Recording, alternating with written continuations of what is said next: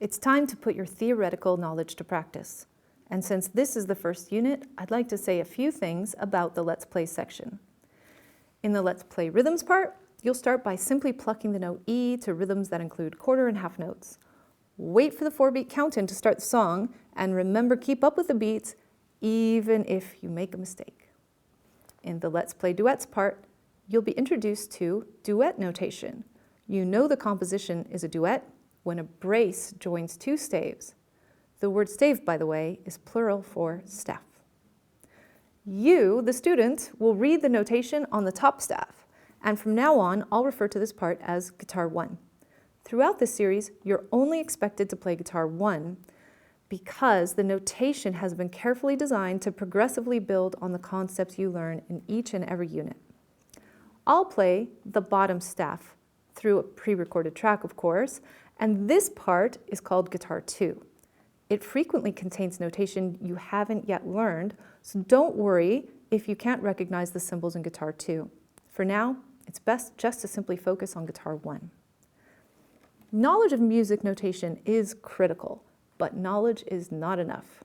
Physical posture, mental attitude, and good habits contribute to great sight reading as well. And throughout the series, you'll receive sight reading tips, quotes, proverbs, poems, aphorisms, all to inspire you to keep going sight reading. So now I'll impart a few sight reading tips. First, make sure your guitar playing posture maintains a relatively steady guitar. When your guitar is steady, you don't have to look at your hands very often. And to be a great sight reader, your eyes need to be focused on the score, not your hands. Also make sure your guitar playing posture doesn't unnecessarily strain your muscles or joints. If you have trouble with posture, I suggest you work with a teacher or do more careful research on this topic before launching into the rest of the series.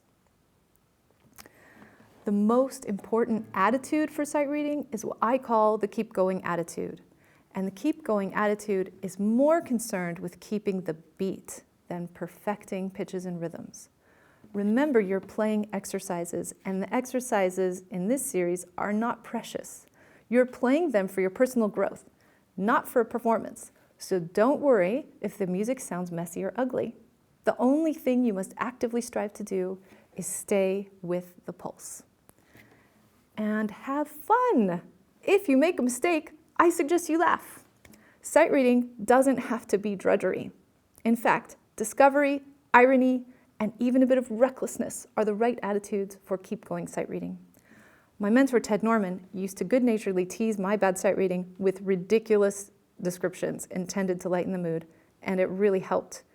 He also advocated that we respond to mistakes by nodding our heads up and down in a yes motion instead of left and right to create a sense of confidence. One way to make sight reading more fun is to do it with another musician. I suggest you do this series with a friend, and if that's not possible, I really mean this, treat yourself like you'd treat a friend. Count the beats 1, 2, 3, 4 out loud, regardless of what the music demands. In other words, count throughout the entire exercise, even when you have rests.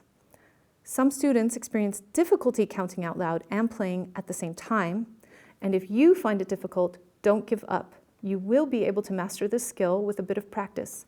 And once you've mastered counting out loud while sight reading, you can easily begin to count silently in your head. Each unit contains sight reading tips and a checklist of these tips to serve as quick reminders.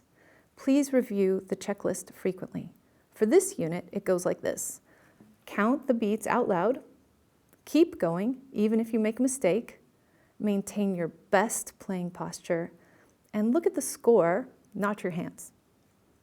In closing, learn to be lighthearted about mistakes. As my mentor Ted Norman said, in order to play well, you have to permit yourself to play badly. Have fun, and I'll see you in Unit 2.